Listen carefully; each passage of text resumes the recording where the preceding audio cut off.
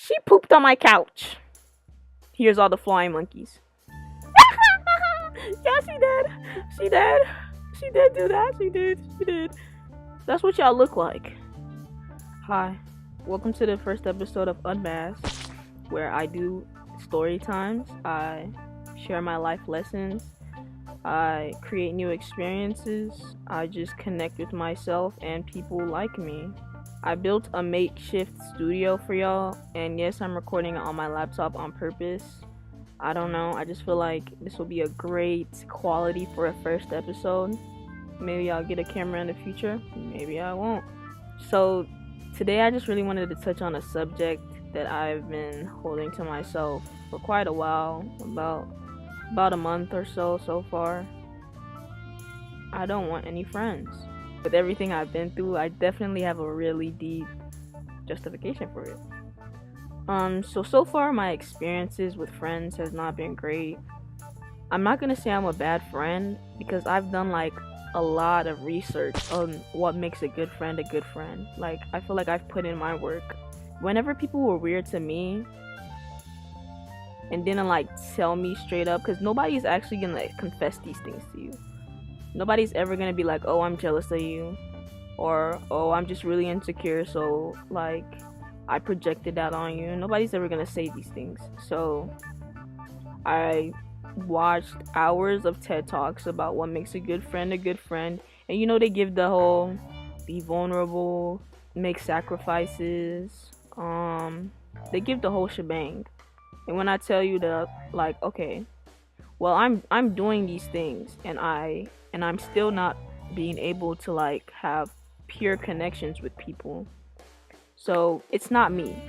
At this point, it's not me. So after I've done like hours upon hours upon hours of research, I stopped looking at me. I'm not the culprit anymore. I'm starting to think it's y'all. And by y'all, I mean like, let's say for example, I'm chilling, I'm minding my business. I journal a lot, so I've worked really hard to be my authentic self, to be able to be outspoken, to be able to speak my mind on things. And for the people who have not done the work, they hate that. They hate that. When I tell you they hate that, like with my experiences, they hate that. But they're not like angry hate.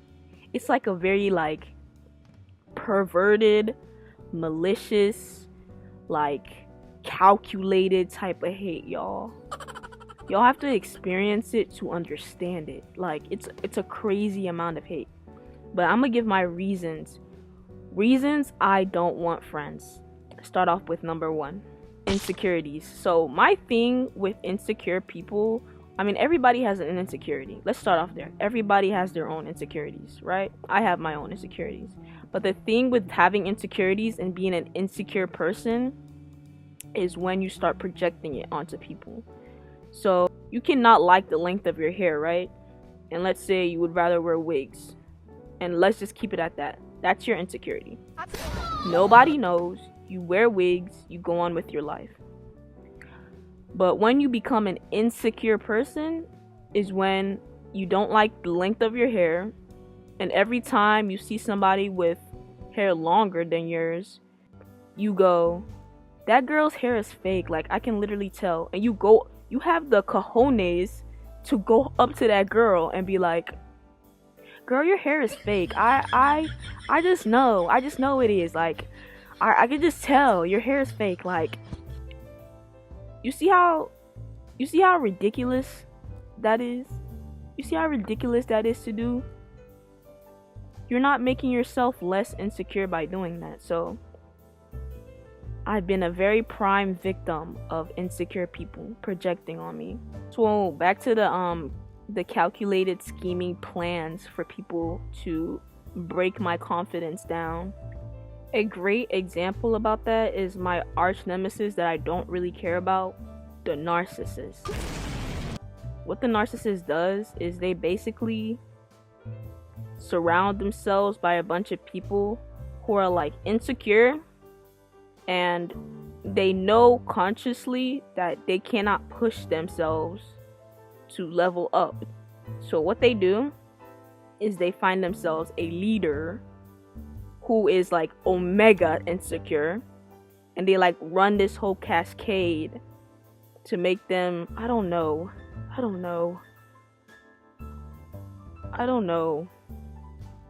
but they basically only care about themselves and they want to manipulate people. You get it. My experiences with them is that they come in my life as a friend, right? So I'm a person with a lot of morals. Let's say I don't gossip, or I try not to gossip. I don't like talking about people. I don't like judging people. I'm not gonna project my insecurities on you. I'm gonna work on them and then get rid of them. You feel me? They're basically a starter of the morals that I can think of right now. But yeah, I feel like that's a good start. So what they do is they mirror this. Narcissists don't have morals. They don't have morals. They're gonna do whatever they can to be in control of the situation, to be in control of a person. They don't care.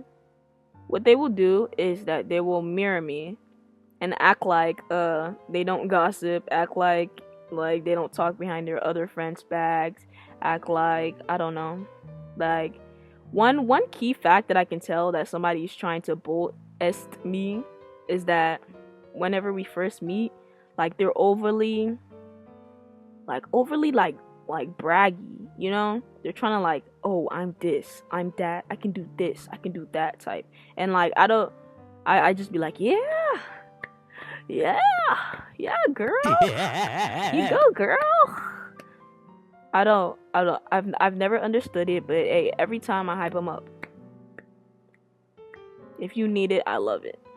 A narcissist can't preserve that image for a long time, so it starts to chip away, and you'll see that in like every time you're outwardly like just yourself, too bright for them, they're gonna go, girl, go sit over there somewhere, like, or they'll just kill your joke entirely, like, that wasn't funny, bruh. Just haters. They are just haters. It's so sad every time I see it. It's like, wow. And the thing is that because when you first meet them and they bubble up as like a mirror of yourself, they're mirroring you, you're just like, dang, like, well, if I knew this, I would have never been your friend. But you like waited like a month to show your authentic self, to show me who you are. I don't like that, and that's sad. But yeah, they do these things and then they just end up realizing that they can't control me, and then they make rumors about me. So far this has happened twice this year. This is incredible. And if you can hear the type of rumors these people make, like, oh my gosh. If you believe those things, first off, I would like to say yes, I did that. I'm not playing this game with y'all. I'm not playing this game. The rumors are incredible. Or they'll block you on one thing, but then stalk you on the other.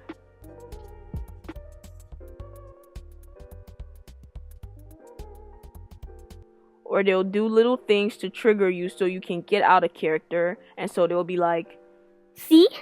I told you she wasn't like that. I told you. This is really pathetic. This is a really pathetic thing to do. And I feel like it's pathetic because this is what you choose to do with your time, while everybody else is like being productive. And you don't understand when you're doing these things, you're degenerating by the minute. You're degenerating. And like your victims just become lower and lower and lower and lower until I don't know. I don't know what happens to y'all at some point. I don't want to know. So in result of that, I feel like I haven't been isolating, but I cut everybody off. For real, like with the isolation, I feel like I've been the most clear-minded I've ever been in my life. I'm focusing on the things that I need to focus on. I'm really leveling up, and I feel like if anybody wants to connect with me on that type of level, I don't want it to be we're just talking to talk, because I really don't want to talk to anybody to just talk. Like, I want a reason for us to talk, for real. I don't want to tell you about my day. I journaled about it earlier today. I have nothing to say. It's all in my journal. It's like what do you, not that what you have to offer me as in like parties and I don't know, money, but like what do you really have to offer me spiritually? Like I basically just want people who are good for me. Just good for me. Not after 6 months now, if somebody compliments me. Girl, don't let that get to your head. Don't let that get to your head. Or like when we're talking, you just randomly start being rude. Shut up! Out of nowhere. What do you do? You like what? I don't know. I have a great relationship with God right now, which I think is really what's helping with my leveling up. And I'm not gonna lie, because of the weird sadistic, malistic plan to get into my life, I have a tiny fear of connections. Like I really have to scope you out. Really scope you out to see what you want in my life for real, because people just want somebody who will boost their ego. People just want somebody to make fun of.